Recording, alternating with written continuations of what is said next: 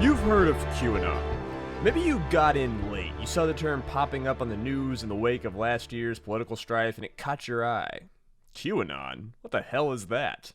Maybe you've had a fuzzy idea of the term. It's this far-right group who, loves Trump and they did the Capitol riot or something. Maybe you're a political junkie who saw the slow drip feed of Q into the mainstream GOP. You saw Q shirts and flags popping up at Trump rallies, and you figured it was a fad, but then it only grew more and more frequent.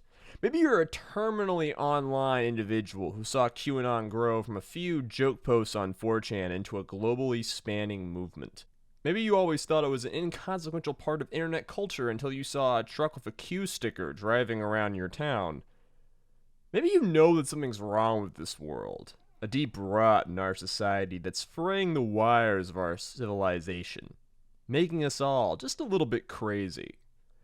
This is the No One is Competent podcast, which aims to demonstrate the utter failure of everyone in charge. We aim to show that all those who claim to be better than you, more important than you, are stupid, weak, and have no idea what's going on.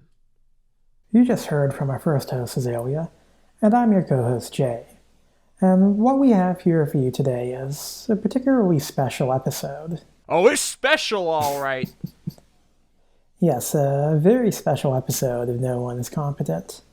Today we are looking at societal failure, the incompetence of American culture, and how decades of rot and bloat produced one of the world's most successful conspiracy movements and cults. Yeah, we're going to explain QAnon. We're going to explain all of QAnon. All of it. All of it. In way more time than is necessary. Yeah. Going into way more detail than is necessary. So this is one of the rare Azalea-led episodes of the podcast. Jay helped a lot, did a lot of the research, backed everything up, edited and approved all the scripting. But I think it's fair to say that this is this is my bugbear, is it not? It is, yes. It's your baby. Yeah, I wrote. We usually don't. I wrote 14,000 words of script for this piece of shit. It was originally going to be a video for my YouTube channel. Me and Jay both have YouTube channels. I'm over at Wyatt the Word Weaver. You can find Jay at Jaharis48 on YouTube. That's also Jay's Twitter handle. My Twitter handle is Azalea Wyatt, and even the podcast has a handle at @not_competent. Please follow us to your heart's desire. Yeah, this was supposed to be a video essay at first, but one, I needed Jay's help to do a lot of the fact checking and stuff because I am not a good researcher, and I have been. I'm kind of obsessed with weird stuff on the internet, and I wanted to... One thing I've been frustrated with over the years is that there's a lot of really great explainers of QAnon. There's a lot of people who can tell you about it.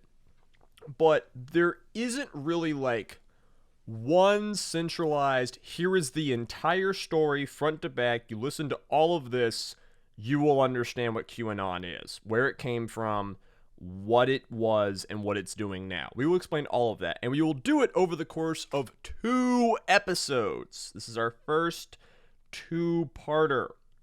This first episode is going to explain the background of QAnon, everything that failed and led to it becoming a thing.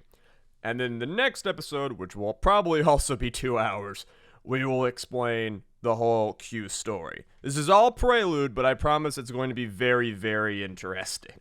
Yes. Or it could be a complete disaster. There has never been an episode like this before, aka one that, I just completely scripted and wrote out. And there may never be an episode like this after if this turns into a complete disaster. I hope that's not the case, because I like just being able to read the script for once. It's gonna be so weird listening to you reading things that were written in my style. But before we get to that, Jade, tell us Tell us one how the end of 2021 finds you, and then the rest of our plugs and what people need to do on the internet. The end of 2021 is finding me pretty well. I'm doing all right. Kind of busy with work, but apart from that, I'm, you know, perfectly fine. In terms of our plugs, as usual, you can find us at nooneiscompetent@gmail.com if you want to reach out to us with episode suggestions. We've gotten a few which are interesting and will have definitely made their way onto our list. You can follow us on Twitter at not_competent. And you can find our podcast on Apple Podcasts, Spotify, Google Podcasts, Anchor, and a variety of other sites. Oh, of course, as well as the YouTube. The YouTube No One is Competent. If you would like to listen along to us while also looking at some pretty images. And enjoying Azalea's top-tier visual design. Yeah, very nice collages. And luckily, I won't have to make maps for this episode. You know the maps that I've made for some of our previous episodes? I actually drew those. I don't mean like I drew the arrows. I drew the map. Because it's surprisingly hard to find good blank maps. So yeah, so like for Eagle Claw and the Mongol invasion of Japan episode and the Barbarossa episode, I drew those maps on GIMP. Wait, on GIMP. See, this is how you know Jay is the smart member of the podcast, because he actually knows how to use GIMP. I tried using GIMP once in 2017, and I got frustrated within like 7 minutes. Yeah. I mean, I did obviously trace them, but it's geography. It's in the public domain. Don't worry. That will be the least of the copyright infringes carried out on this show. All right. So, this episode comes to you in 12 parts. That is going to, Well, you're just listen. You're going to enjoy it. They're going to enjoy it, right? Hopefully. Why is QAnon? Part 1. America is conservative. The 1960s would see the apex of the American civil rights movement. After centuries of oppression, bondage, and dehumanization, Black Americans unleashed a protest movement that spread into a popular uprising for freedom and equality. America was ruled at the time by the Democratic Party, who passed the Civil Rights Act into law after being faced with overwhelmingly popular pressure. America is a two-party state, with the Democrats being opposed by the Republican Party. In 1964, Barry Goldwater ran for president under that grand old party, using a rather unconventional strategy. He adopted both a hardcore stance against the Soviet Union and took up the mantle of racial grievance. See, he was trying to tap into the angst and rage felt by many white Americans who were angry about the new rights afforded to Black Americans by the civil rights movement. Now, thesis is always dogged by antithesis, and the civil rights movement would make many white Americans feel as if their privileges and status was under assault, leading them to take more political actions directly because of race. Barry Goldwater, of course, would fail spectacularly, but the mantle would be picked up by Richard Nixon, who would solidify this ideological takeover of the Republican Party. The capstone of this would be placed by Ronald Reagan. Reagan would win the presidency for the GOP in 1980, running on the same quote-unquote Southern strategy of his predecessor. Reagan signaled his opposition to Black equality by signaling his support for states' rights and ramping up Nixon's war on drugs, which was seen then and now as being mostly aimed at locking up people of color. Reagan promised to dismantle the welfare state of the early 20th century, claiming that government was a fundamental negative in the lives of the average American. In office, he would cut taxes on individuals and corporations and lessen scrutiny and regulation placed on businesses. Reagan's platform of massively increasing the incarceral state, cutting taxes on the wealthiest Americans, giving businesses free rein, dismantling unions, ignoring civil rights, increasing military spending, cutting social programs, and trampling on gay rights in the name of Christian values, would form the backbone of the modern conservative movement in America. Now, this movement, of course, was extremely popular. He won the 1980 election by 8 million votes and would secure his re-election in 1984 with almost 16 million votes. In 88, Reagan's successor, George H.W. Bush, would win by 7 million, and when power was returned to the Democrats in 1992, it was in the hands of Bill Clinton, who in many ways represented the same conservative platform, just with a different name. While in office, Clinton would continue to trim benefits for citizens, while giving free range to corporations and ramping up the prison industrial complex even further. George Bush would take up the mantle of the conservative movement all the way to 2008, when his platform had expanded to immigration restriction, abortion criminalization, and the restriction of voting rights. These unbroken decades of conservative dominance would form a new lexicon as to how Americans spoke about and imagined politics. It changed the waters we swam in, the culture we were raised in. This is over 30 years of change, and it formed this massive block of conservative Americans. It's difficult to define the word conservative. Some say conservatives are those fond of preserving the status quo, or who are resistant to change.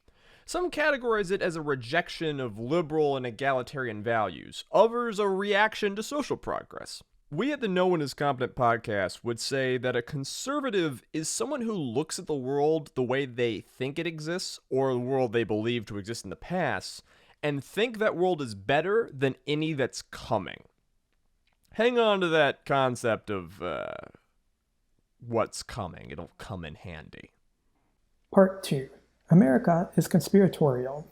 In 1971, the New York Times would publish the Pentagon Papers, a report that revealed that the U.S. government had lied to the American people about the nature of the Vietnam War. This would kick off the gradual decrease in American faith in their own government, partially because the government was genuinely doing some shady-ass shit at the time. In the late 20th century, the CIA was experimenting on people's brains and toppled regimes abroad, while the FBI perfected a system of infiltrating and dismantling organizations they deemed un-American, from the Black Panthers to the Ku Klux Klan.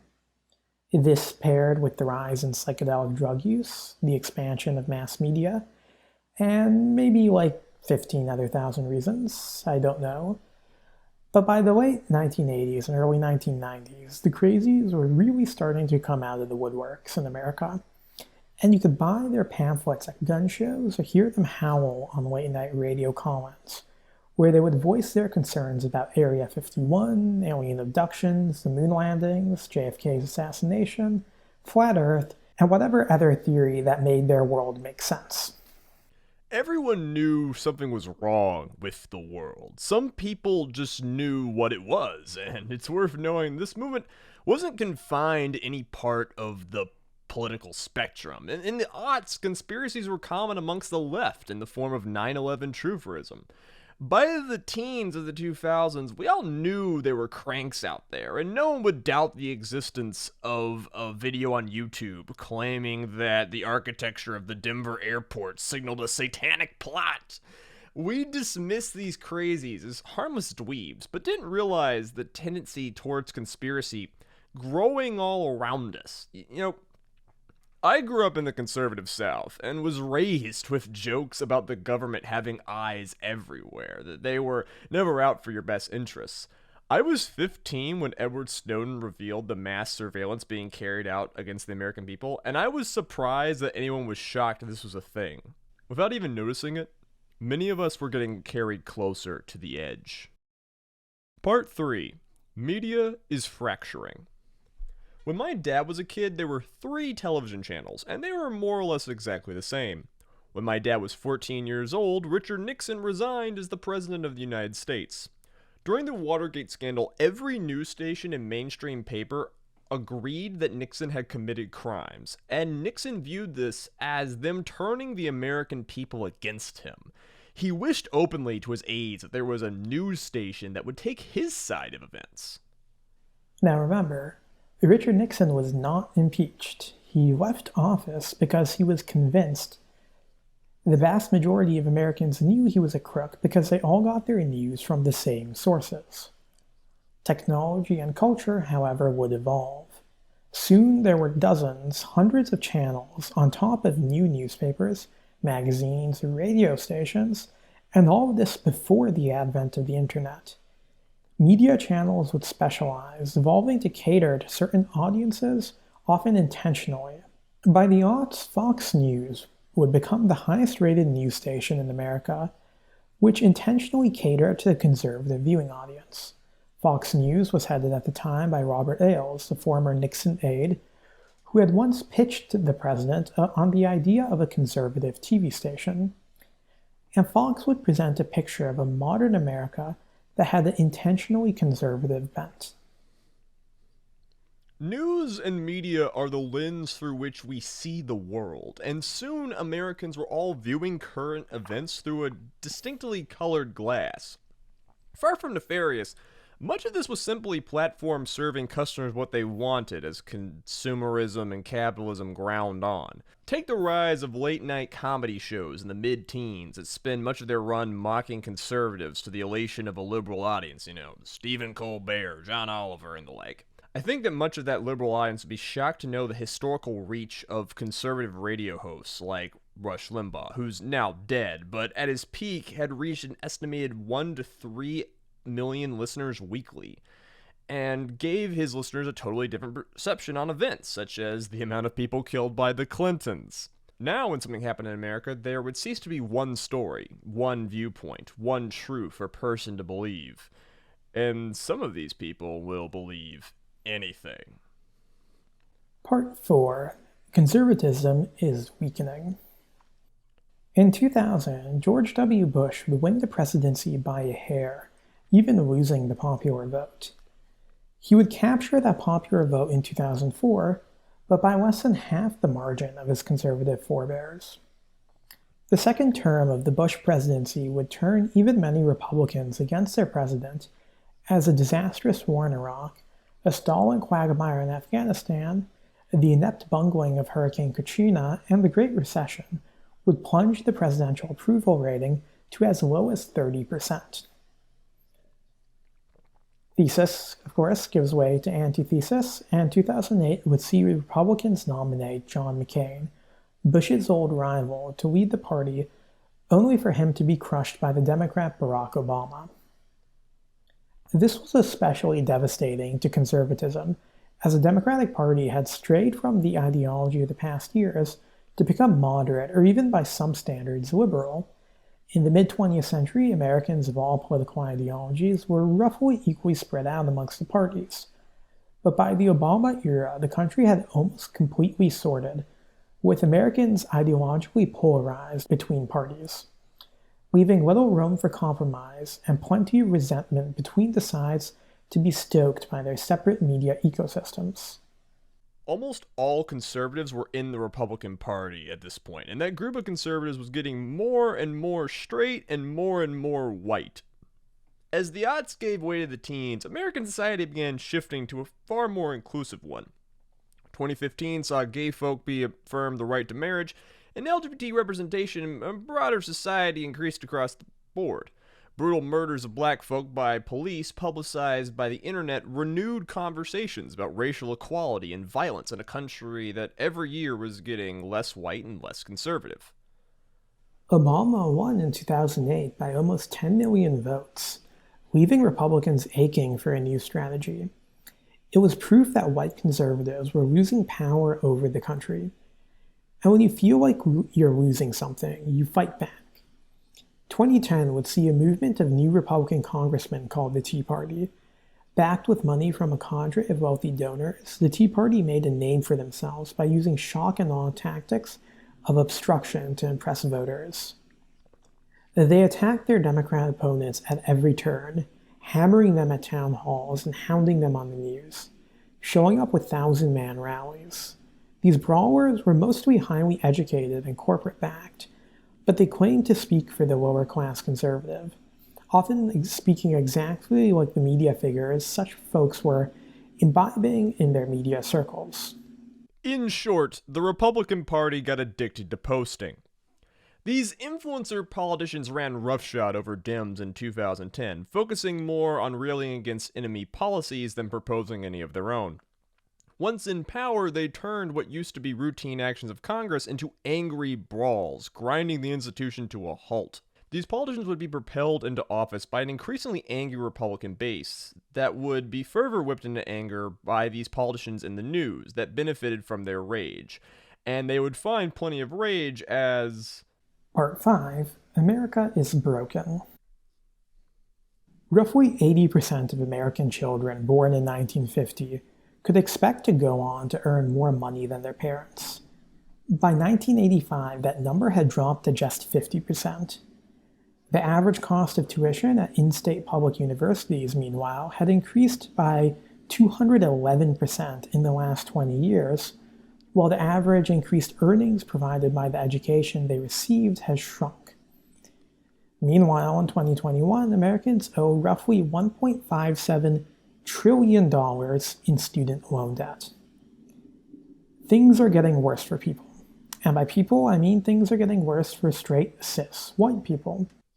Adding to the pain felt by those who aren't straight, cis, white people, whose lives can still be plunged into pain for all sorts of bullshit reasons involving bigotry, oppression, and just having to exist in a world that's rigged against you. This pain was exposed most brutally by the 2008 financial crash. Post in the comments if you want a more detailed explanation, but essentially a bunch of banks made really risky gambles with their money, which was your money, and lost it because that money was invested in projects that were built on lies. Suddenly, banks didn't have money to lend to businesses, and this led to an eruption of bankruptcies and layoffs. Those risky investments that were built on lies were based on the houses of millions of Americans, leading said millions of Americans to wind up with toxic assets they couldn't afford. Suddenly, everybody's broke, homeless, and out of work all at the same time. It was a callous demonstration of the failures of American capitalism, made worse by a following demonstration of the failure of American government. Barack Obama had campaigned on hope and change, a fresh face and a brilliant mind to tackle all of our current problems. Unfortunately, the president was unable to get more than pathetically modest relief packages through a Congress his party controlled. With the Republican Party, newly radicalized by the Tea Party, bursting out brand new techniques of partisan obstruction. Without stimulus, the economy flagged, and the pain of the recession lasted for far longer than necessary. The US was still embroiled in wars overseas. Americans were getting squeezed more as they lived shorter. Gun violence and police brutality were turning violent tragedies into culture war flashpoints. Climate change was bringing the world to the brink of Armageddon, and Congress was unable to pass a bill to take care of the highways for 10 years. To many Americans, it felt like we had just thrown liberal democracy's best and brightest minds at all of our problems, only to end up with a quarter loaf. And that's separate from the other Americans who thought those best and brightest minds were a cabal of satanic pedophiles dedicated to eating children. Okay, here we go. Part 6. America is fascist. In 1951, a U.S. Navy pilot by the name of George Lincoln Rockwell would read the Protocols of the Elders of Zion and Adolf Hitler's Mein Kampf. Rockwell, who by that point was already increasingly turning towards fascism, would go on to found the American Nazi Party just 8 years later. This would signal the beginning of the modern era of American fascism, as Rockwell's movement would inspire other groups as well as blend with the already fascist Ku Klux Klan. The definition of fascism is a question greater than the scope of this video. For now, let's say that it's a recurring disease that afflicts modern societies, especially multicultural and democratic ones. Fascism is the end point of us versus them mentalities. It occurs when the importance of an in-group, being one of us, is elevated to a religious and mythological status. The fascist gathers power at all costs, believing in nothing but the elevation of the group, even encouraging members to die for the cause in what usually becomes a death cult. In this case, the in-group is white people. Fascism was reignited in America as the civil rights era made America a slightly better place to live if you weren't white. With states doing less explicit violence to minorities, those who believed the white man to be the only one who deserved to hold power would have to take violence into their own hands. Rockwell coined the term white power in direct opposition to the black power movement. After his death, Rockwell's ideas would proliferate to spin off dozens of groups, pamphlets spread around at gun shows, one soldier radicalizing another in the barracks. These groups could be 5 people or they could be hundreds. They argued amongst one another about ideology, tactics, and violence, and splintered off into skinhead gangs, separatist militias, and terrorist organizations. All of them are ultimately what we call white nationalists. Funny thing about Rockwell, he was actually a contemporary of Martin Luther King, and just like how in 2020, we had a bunch of Black Lives Matter protests, and you had Proud Boys and whatnot counter-protesting those protests. Well, Rockwell would show up to MLK rallies and civil rights movement protests with white power signs and a guy in a monkey suit. It was all very crude. And he would also make a lot of money speaking at college campuses. Again, it was all very crude, but it's really scary how much George Lincoln Rockwell was a prototype of everything we would see in the teens and now in the 20s. Yeah. But speaking about those white nationalists, what do they want? Well, they want America to be a non-democratic and militarized state purged of all non-white people, where no one else is allowed in, and eventually no one is allowed to leave.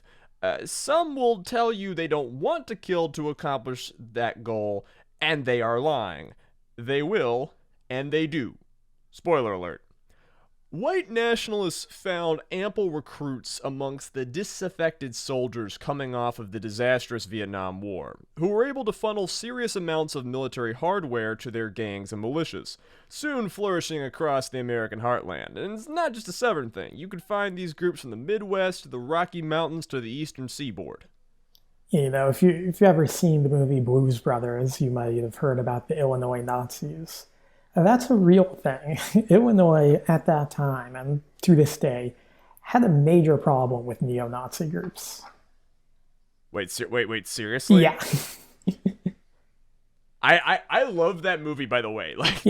The Blues Brothers is a classic. Yeah, it's obviously not a documentary, but Illinois Nazis are a real thing. They are it was for a while one of the major centers of neo-Nazism in the United States. I think now they've mostly moved to Indiana or something. All of this is terrifying, but it's worth noting that there aren't many of these guys, and they're pretty grossly incompetent in their own right. Perhaps the most successful white power group was The Order, who funded themselves on bank robbery throughout the 80s and killed 6 people, which is impressive until you learn 5 of those were other members of The Order. Wider America mostly ignored these reclusive cranks, while government boondoggles like Ruby Ridge and Waco radicalized more and more of them. This all culminated in Timothy McVeigh bombing the Murrah Federal Building in Oklahoma City, killing 168 people, including 19 children. Timothy McVeigh was a Gulf War veteran who was partially radicalized by reading the book The Turner Diaries, a book about heroic fascists overthrowing an America in the future run by blacks and Jews.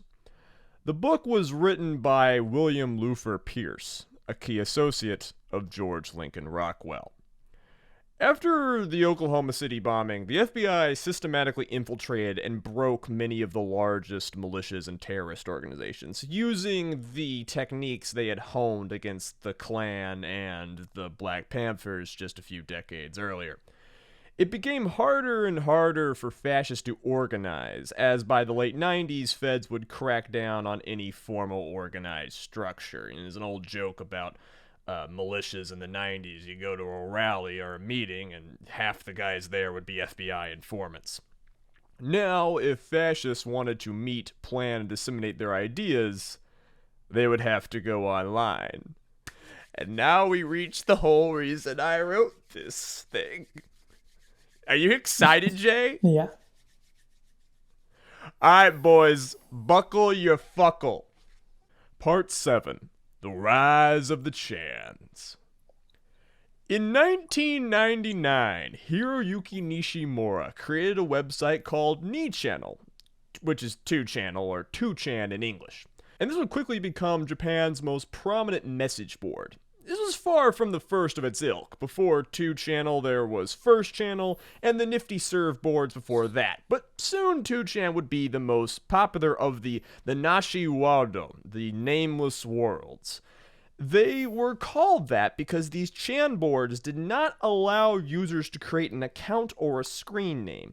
Everyone's screen name was displayed as nameless.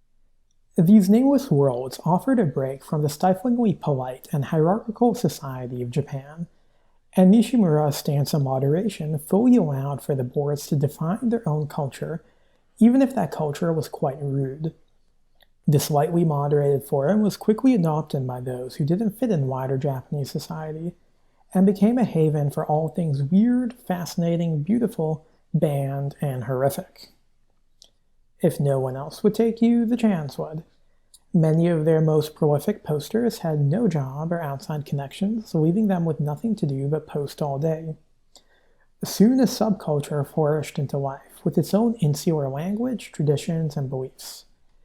It was easy for extremist views or untrue beliefs to spread in these communities that barely interacted with the outside world. At the same time at the turn of the century, Japanese media was spreading throughout the Western world, as more and more people got their hands on the cartoons and comics of the country. For reasons argued constantly by people who are insufferable, lots of people fell in love with these anime and manga, one of them being a kid from New York named Christopher Poole. Poole, lots of insufferable people, who really love posting about VTubers or are planning on creating 21 YouTube videos minimum about the obscure Japanese light novel series Monogatari. Really weird, bad people you shouldn't listen to. Nope. Christopher Poole hung out on small message boards with his friends where they traded pictures of anime and eventually found Futaba, an offshoot of 2chan that allowed users to post images. Poole's friends often skimmed the site for cooler gross content, and he too fell in love. One day, Poole was in the search of an email address, and after finding out that pant.su was already taken, Poole created 4chan.net, originally to be the place where he would have his email address for. He then copied the PHP code of Futaba into English and hosted it on the domain 4chan.net, so named because it was, and I quote, "It's 2 times the Chan, motherfucker!" Just like 2chan, all posts were deleted after a while, threads were organized chronologically, and when the code was translated, the Japanese word nameless was replaced by anonymous. Poole and his friends used 4chan to chat and trade content, which was usually Japanese pornography, but like any good citizen of the English-speaking internet in the early 2000s, Poole was also an avid user of Something Awful.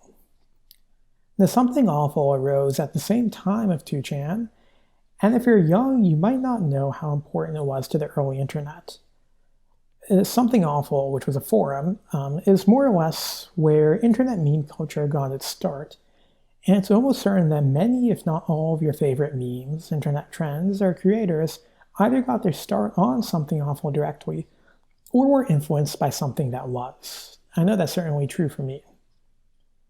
And me. Yeah, the site was started by Richard Low-Tax Kenya, who had first risen to prominence on the net for his skill in Quake 2, and his talent at berating everyone around him. Everyone had to have a named account on Something Awful, and you had to pay $10 to get it. Christopher Poole's name was Moot. Lotax loved mocking people, especially strange subcultures, and he allowed a few of these subcultures their own boards on Something Awful, most notably fans of anime, which Lotax hated. Something Awful boards were set up to facilitate conversation, but a lot of this conversation was just folks mocking each other.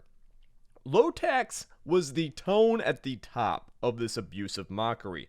He reveled in asserting his dominance over others by banning them, and in 2003, Lotax would ban the anime fans off of Something Awful in the 21st century's equivalent of the murder of Archduke Franz Ferdinand. Those people needed a place to go, and luck and circumstance led them to 4chan, which quickly exploded over the English-speaking internet. Christopher Poole was 15 at the time. Within 3 years, 4chan was getting millions of unique page views a month, and it had stolen Something Awful's place as the source of most of the internet's memes and culture. There are a few aspects to this culture that will become important later. Firstly, everyone's screen name was anonymous, and the word anonymous would come to represent the group of 4chan users as a collective. Site users were individually called Anon or Anons in the plural. I actually spent many years as, well, an Anon, and I can attest firsthand to what we're about to discuss. Wait. So you pronounce it Anon? I always pronounce it Anon. Is it? I don't know. It's personal preference. Anon makes more sense if you think anonymous, but I've always just said Anon. I don't know why. Yeah, it's really weird because, like, I am the one who is, like, obsessively into documenting this and, like, writing about this, but I am a complete poser because I do not care about what other people think on the internet. So Jay is, like, the hardcore 4chan user who, like, knows this personally, whereas I am just this, like, poser, documenter, historian guy. Yeah. I mean, I don't think most people on 4chan would say Anon. That's just more of a me thing. But yes, I've spent more time than is probably healthy on the site. And, Something Awful was a little bit too early for me. I never really browsed there much. Mostly just after the fact when you hear about things like Grover House. But, no, I was definitely on 4chan. Now, just like Something Awful and even 2chan, 4chan had a pretty abusive culture of disrespect and mockery for all subjects. But Moot's philosophy on banning was far different from Lotax. When subjects of a board discussed something that wasn't welcome, Moot would simply create what he called a containment board for the offended content to be discussed over there, and individuals were rarely banned. 4chan also cultivated an intentional culture of hatred towards women and harassing anyone who claimed to be one off of the site. I have seen this myself on many occasions. 4chan streets were even wilder and more depraved than Something Awful, but Anons also practiced the Something Awful tradition of banding together to raid other sites and harass their users. One of these trolling collectives was the GNAA, an acronym for which you are welcome to look up the meaning of in your own time. And it was led by a man named Weave. 4chan's mass trolling campaigns would escalate over the years and would even spread into real-world action, even growing strangely righteous at times, like when they took on the Church of Scientology. Eventually, the leaders of these hacking collectives, the most notable being Anonymous with a capital A, those guys with the Guy Fawkes mask who post a bunch of edgy shit. Well, they actually did some pretty significant action, some of them, and would run afoul of the FBI, being arrested en masse in 2010 and 2011. This included Weave, or Andrew Orenheimer, and during his trial, it was revealed that he was covered in neo-Nazi tattoos. Weave was one of the architects of early meme culture, and suddenly it was clear that many of his jokes weren't jokes. When he got out of prison, he would go help run the neo-Nazi site The Daily Stormer, which he could be doing right now, but frankly, I do not care to check. 2010 was probably the apex of 4chan's place at the heart of Western internet culture, and soon sites like Reddit, Tumblr, Facebook, and Twitter began to outcompete it. Those who remained on 4chan and the other image chan boards would undergo a shift. We talked earlier about how isolated media bubbles made it easy to believe crazy things, and few places were more isolated than the chans, which were also filled with some pretty miserable and desperate people. These folks didn't casually use 4chan, they used it every day, all day, and by 2011 it was common for them to talk endlessly about how hopeless their lives were, how they would never be physically fit, never have friends in person, never attract women, and never be happy. Soon the chan boards became littered with suicide notes. I say chan boards because there were a lot of minor boards we'll talk about in a sec. Yeah. And obviously this isn't all users. Originally, like, most of this content started on the RK9 board, or R9K? R9K. Anyway, one of these power users was Frederick Brennan, a teenager who moderated a few minor chan boards and also posted about his own misery. One weekend in 2013, Brennan would take magic mushrooms and in his inspiration imagined a 4chan-style website where users could make their own boards, just like on Reddit. He coded 8chan in that one magical weekend, and while the site never attracted many users, it was a neat proof of concept. Meanwhile, the Anons weren't just making themselves more miserable, they were careening towards fascist politics. It was always common on 4chan to see jokes about how they needed to kill all the Jews, but by the teens, those were no longer jokes. Fascism tends to rise out of people who define themselves not by what they have, but what they lack.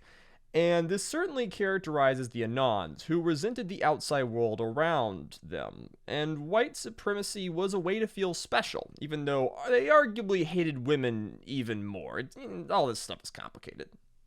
4chan was obviously also popular in Europe and throughout the English-speaking net. And it's worth noting that this trend of anonymous boards growing both depressing and fascist has been observed in Japan, China, South Korea, and Brazil, and that's just our knowledge. Mook created the poll board as a place where all of these politically incorrect users could go. But these were neo-Nazis, and their ideology soon infected the entire website.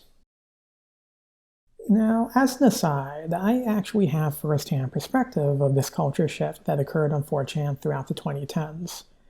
I first started frequenting the site around 2009, mainly browsing boards such as K, N, and some less safe for work ones. Of course, even back then, the general language used by most 4chan users was crass, sexist, offensive, and often deliberately provocative. But the site's user base largely lacked any sort of overall political ideology beyond perhaps basic internet libertarianism. This would not last. The 2010s would see a rising degree of fascism, racism, and white nationalism creep from board to board. Poll was created in 2011, as mentioned, in part as a way of containing this sentiment, but in actuality, by providing such a vibrant discussion area for fascist politics, it would only serve to attract more like-minded individuals to the site. Soon the mentality of Poll would come to dominate 4chan as a whole. And to this day, anyone who browses 4chan, as I still do, must be prepared to see rants that could have been ripped straight from the pages of the Protocols of the Elders of Zion in threads about Love Live School Idol Project. The defense that most 4chan posters will use is that this is simply ironic. They don't really believe that the Jews, blacks, or Bolsheviks are destroying the world. But the conspicuous lack of vitriol directed towards white Christian men and the consistent praise of traditional European civilization and values points towards the hollowness of that claim. This would all come to a head in 2014 during Gamergate. Oh, we have to talk about Gamergate. All right, let's do this. I am not going to explain what Gamergate is. who gives a shit? It was a movement that ginned up an explosive amount of hatred towards female game designers, and Poole would be the launching pad to harass these women to extremes not before seen on the net in ways that were blatantly illegal. 4chan was already being sued into the ground in fall of 2014 after hundreds of celebrity nudes had been leaked onto the site earlier that year. This was called the fappening on the internet. And in his desperation to stem the bleeding, Moot began banning users en masse, trying to stop illegal content. These anti-feminist power users needed a place to go, and quickly moved to 8chan as the base of their operations. Frederick Brennan was 19 at the time, and he could never handle this level of traffic to his site, much less afford it. Faced with shutting it down, he was approached by a strange man, Jim Watkins. Watkins was an American who made his fortune owning porn companies based out of the Philippines. He had acquired the servers to 2chan the year earlier after that site fell on hard times, and used this to gain Brennan's trust and get him to sell Watkins the site. Watkins was a man in his 50s and was probably convinced to do this by his son Ron Watkins, who was also an 8chan power user. I want to cut in just briefly. These characters are going to come back in the story, but, they're all going to be small players in this kind of 4-hour fuckfest we've launched into. But I feel like morally obligated to say that Frederick Brennan, as of now, is, in my opinion, a good guy and actively worked against a lot of the stuff we are going to talk about and a lot of the bad stuff that eventually went down on 8chan. Obviously, he made a lot of mistakes in his youth, which he will more than acknowledge. But when you're listing out the list of bad people, I personally would say not to put him on it. That's just Azalea's opinion. I would agree with that.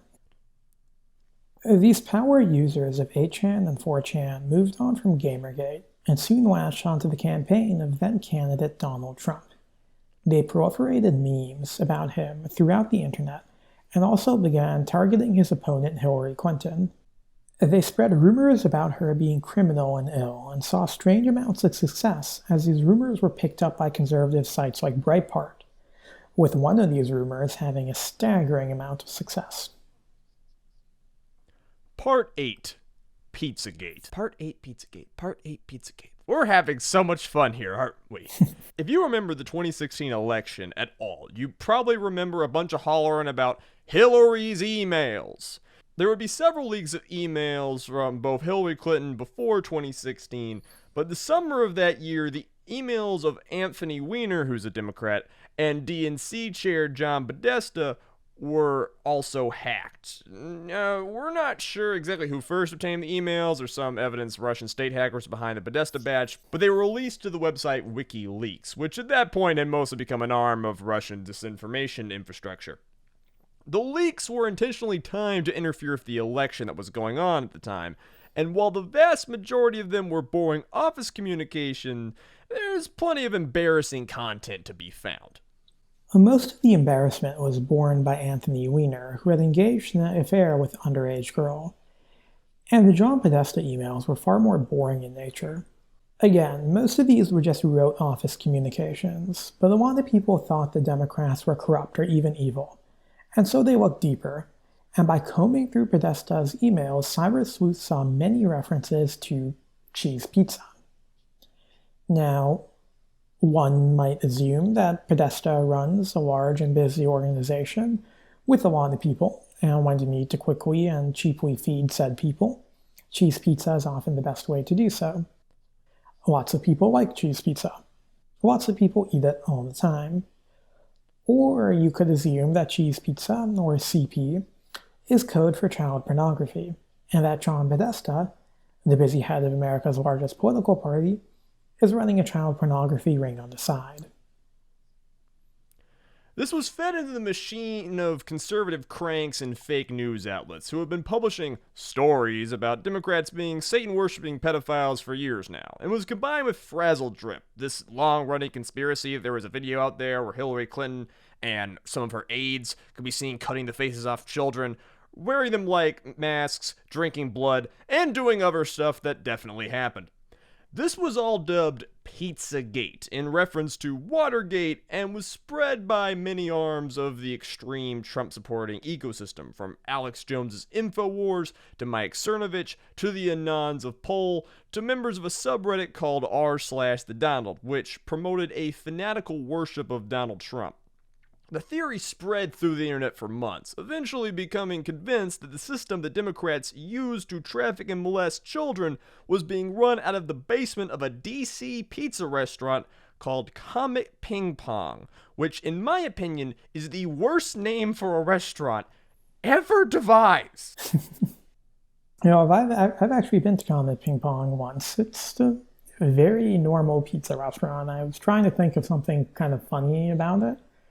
But nope, it's a pretty normal pizza place. Jay is a member of the deep state. Confirmed. I repeat, Jay is a member of the deep state. Confirmed. Well, I did not order CP, so there's that.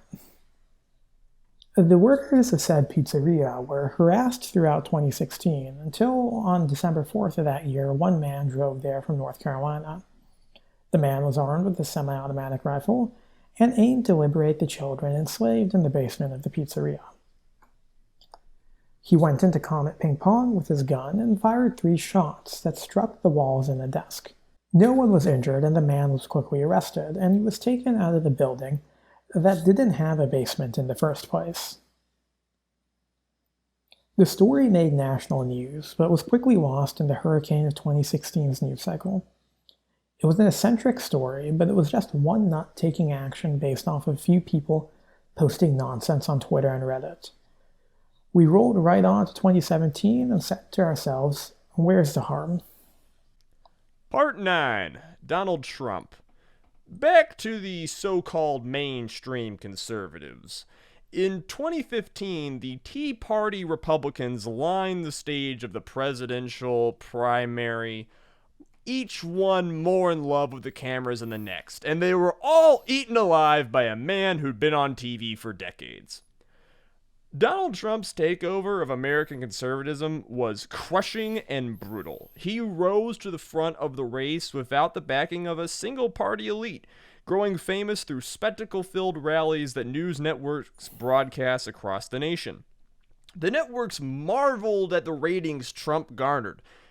See, the man had been on television for most of his life. In the 80s, he had used it to hype up his business deals, and in the 90s, he used it to cover up his repeated bankruptcies before the 2000s, where he became just a straight-up reality TV star. Trump was more of a brand than a businessman. The networks assumed this living brand could never win, so there's no harm in giving him millions in free advertising. To millennials and doomers, the absurdity of Trump's candidacy resonated with the absurd world they'd been raised in. They recognized the man not just as a brand, but as a meme, and they rushed to the Chan boards to post about him endlessly. Now, despite the internet being filled with his supporters, don't let anyone convince you that a few thousand Anons posted Trump into the White House. The man had mainstream conservative support. Even Fox News changed to promote talent more in line with Trump's style, after all. These new prominent propagandists like Lou Dobbs and Sean Hannity were especially akin to Trump in their willingness to peddle conspiracy theories. Trump had gained prominence in the GOP on the back of conspiracy theories. Back in 2012, he was one of the chief proponents of birtherism, the racist idea that Barack Obama wasn't born in the United States. During his campaign, Trump distinguished himself by his willingness to mock and lie about his opponents, like when he suggested Ted Cruz's father was the Zodiac Killer. That was ridiculous. It was funny. I mean, how could you take that seriously? But Trump ramped up the theories for the general. Hillary Clinton's email server hid all kinds of illegalities. If only the feds would investigate. She cheated Barney. She'll cheat again the general. If Trump doesn't win, surely the game's rigged. Millions of Americans are voting illegally and whatnot. Trump's Twitter feed wasn't a far cry from Hannity's news show, where he talked up conspiracy theories against the candidate and then the president. And it wasn't that different from the program of Alex Jones, the host of an internet news show, InfoWars, who had spread much of the Pizzagate conspiracy. On top of advocating for candidate Trump, Jones would gladly claim that Barack Obama and Hillary Clinton were Satan-worshipping pedophiles who smelt of sulfur and ate babies. By the way, just a pro-internet tip, look up Alex Jones folk song if you want to hear all of that turned into a piece of music that slaps surprisingly hard. This is all sitting atop an internet landscape that has seen bands of trolls, anons, and overly curious posters actively or unwittingly spreading misinformation about the fake news-ridden election. And so formed three gears of conservative media that for the first time were all turning in the same direction. This is what made Donald Trump special. He made the mainstream conservatives, the fringe cranks, and the far-right fascists all dance to the same tune of conspiracy, allowing these groups to intermingle like never before. Part 10. The Base. Folks voted for Donald Trump for a lot of reasons. For most of them, it was an issue of party lines. Most Trump voters voted for Romney 4 years earlier. Ticket splitting had been shrinking for decades. The parties were polarizing, growing more and more distasteful to each other. By 2016, many would just vote for anyone with an R next to their name.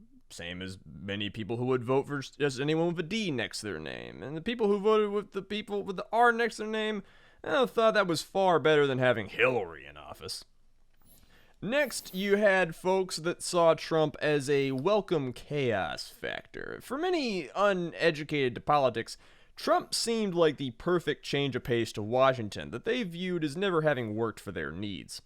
Ideologically, Trump was all over the political compass during the campaign, sounding like an old-school conservative, a libertarian, a populist, or a liberal to different ears. He said so much stuff, and so much of it was disparate, that you had to pick and choose what to believe of what he said, and that's on top of ignoring the other heinous things that came out of his mouth.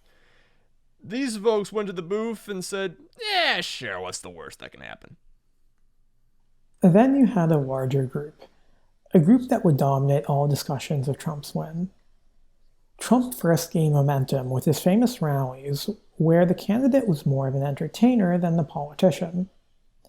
Trump fed off this crowd, hyping them up with bold claims, leading them in chants against their enemies, and whipping them into violence. They were insular hug boxes of shared ideology. Trump would praise his audience, telling them they were beautiful and powerful, and that they would slay their enemies, take back Washington for them from all the liberals and minorities that had taken it away from real Americans. Conservatives left these rallies with their spirits raised. When interviewed, they would claim that they liked that Trump told it how it was and that he wasn't afraid to speak his mind. And that was because Trump often said the offensive things that they wanted to say. They saw a man who was standing up to the nefarious forces that were tipping the scales against them, that wasn't bound by the rules trying to chain them, and who was fabulously wealthy and brilliant, and wanted to use that brilliance to their benefit. I don't have to convince you of the fanaticism of Trump supporters. You have seen it with your own eyes. I certainly had them barging into the places where I worked and whatnot all around my hometown. And this is why Trump seems like he's more popular than previous politicians, even though, he's not really more popular than Republicans who came before them, because no politician before him has had this kind of loyal inner following. Well, except for, Huey Long. But let's not compare Trump to one of America's two competent politicians. And Trump knows this is valuable. Sources within the White House reported that Trump made decisions not really trying to win over the broader public, but to pander to his already loyal base, especially in the early years. He would love them as much as they loved him, and they did love him. Some would say they worshipped him. It wasn't uncommon to see art depicting him connected to or guided by religious figures. Some may have deified the man himself.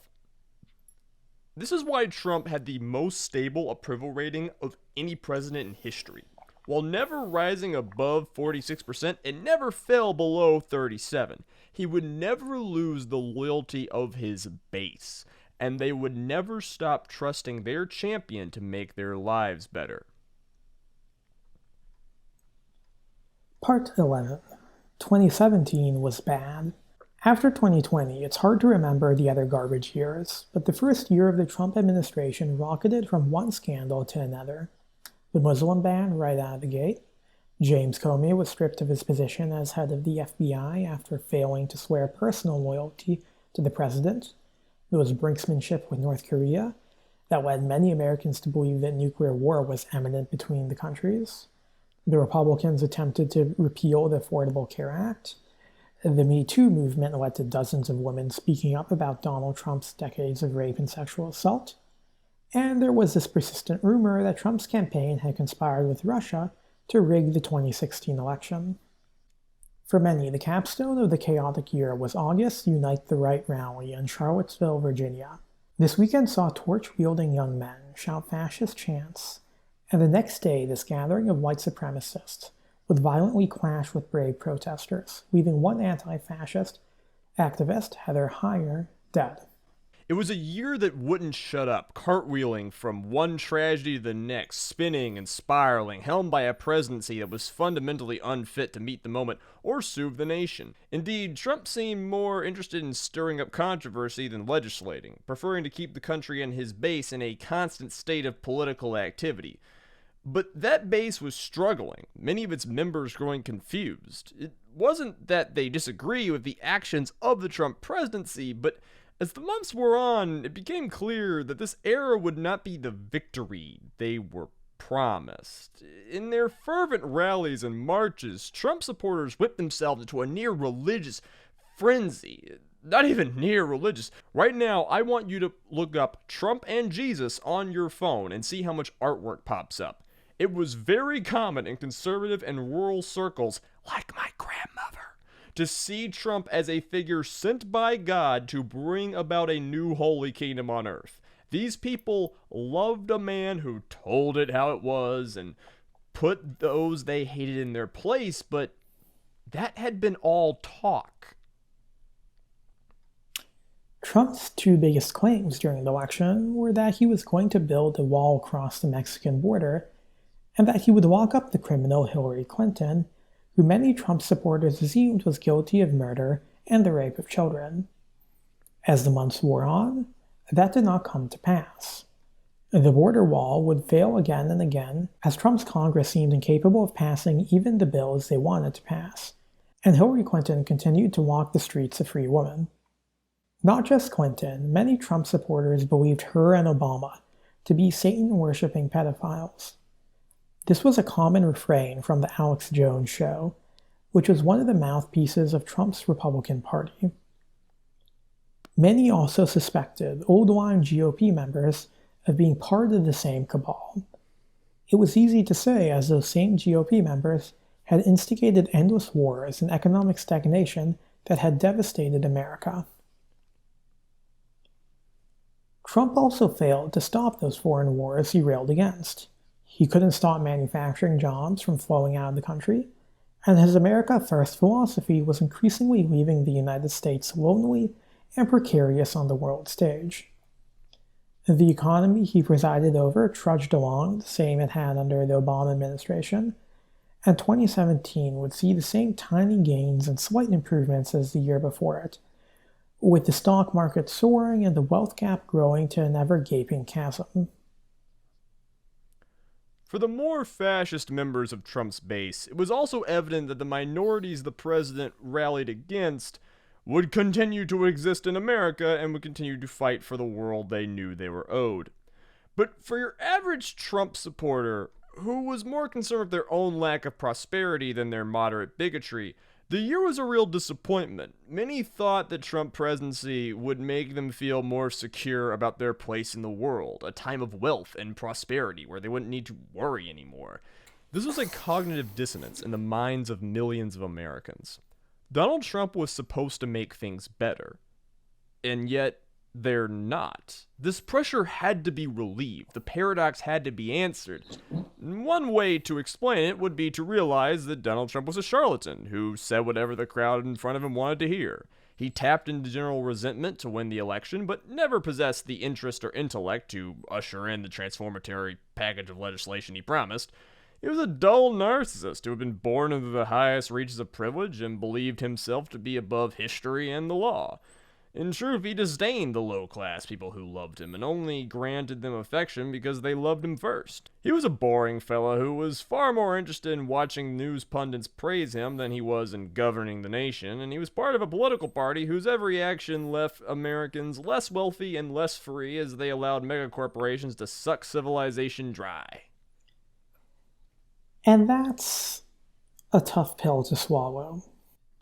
For a member of the MAGA base to admit that wouldn't just insult their every action for the last 2 years, it would probably insult the intelligence of everyone in their immediate social circle. It would directly attack the beliefs they had been raised with and erode their view of the world. But the MAGA base could come to terms with all that. Or they could find another way. That other way would be QAnon, the movement and cult we will be covering next time on No One is Competent. Part 1, complete. Well, the part 1 that is 11 parts of this QAnon explainer. I'm going to hell. That actually took less time than I thought it would. I told you that just writing a script would be faster per word than reading bullet points. I told you, man. My main, point of reference is Robert Evans says most of his scripts are 10,000 words, and that generally turns out to be about a little less than 2 hours of scripted content a week. And so I'm like, well, this is 14,000 words. It can't be that long, but... No, it's long. But do not worry. The next episode will come out in 2 weeks, in which we will explain all of QAnon, what it was, go through all of that from 2017 to the present day. But, B-U-T-T, but, in even happier news, in between those 2 weeks, we are going to actually have a bonus episode of No One is Competent, in which we will be covering, Jay? I don't remember. Did we decide? I certainly hope we decided. I think we did, and I just forgot. Well... We're covering the January 6th Capitol siege. Oh, that's a bonus. I didn't know that was a bonus episode. I thought that was just counting as a regular episode. It was not a bonus episode. I was meaning like a bonus to the once every 2 weeks thing. Sure. Yeah, I thought you meant like we were doing something like weird or like unusual or something. Look at that. Yeah, we haven't posted every week since like the first 4 episodes. That's only because we recorded a massive backlog before we launched the podcast. That's fair. You see, folks, in a true act of artistic and thematic brilliance, the No One is Competent podcast is in itself not competent. Oh, Jay, tell the people where they can find us on the internet. You can find us on Twitter at not_competent, and our YouTube is No One is Competent. If you want to reach out to us on email, you can do so at nooneiscompetent@gmail.com. And our music is by, I forget his name, Sam Hyde, right? And our No, it's not Sam Hyde. Sam Hyde does our music. What's his name? Sorry, my brain is dead at the moment. Our music is by the legendary Sam Bryce. Bryce and Please Hyde sound similar. No, they do It's all not. the white names. Joke's on you. Sam is 100% a white dude.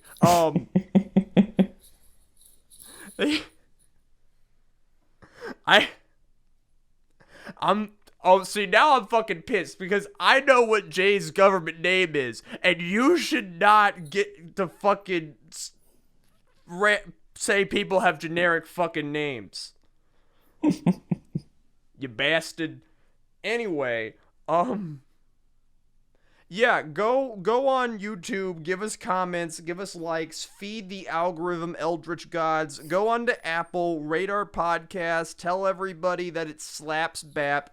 You're gonna get another episode on the 6th. Normally it would be on the 7th, but I'm gonna try and put it out on the 6th to get that sweet SEO. I was about to say SEO optimization, but the O in SEO stands for optimization. And then the back half of the QAnon explainer will be out on the 14th. Yes. All right. I have been Azalea. The fucking goblin who does this with me is Jay. Jay, tell the people goodbye. Goodbye. I love this man so much. Happy New Year, and y'all be good. We're leaving all of that in, by the way. All of that. Now we got to do an SAO episode, and the visuals will just be you playing an RPG game.